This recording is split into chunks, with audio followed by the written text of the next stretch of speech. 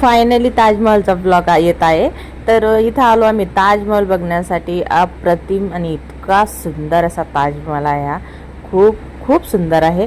आणि फायनली माझा ताजमहल बघणं झालेला आहे. आणि ती डिझाईन वगैरे तर एवढ्या सुंदर होत्या ना. बाकी बरेच काही कलमा वगैरे पण लिहिलेल्या होत्या यावर. तर आणि प्रत्येक वातावरणात आहे ना ताजमहल हा खूप सुंदर दिसत होता.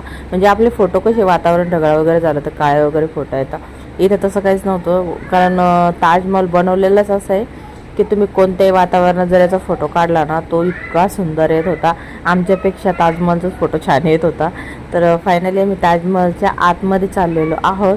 तर आतमध्ये इथे ना कॅमेरा अलाउ नव्हता, त्यामुळे आतमधलं एवढं काही शूट झालेलं नाही आहे.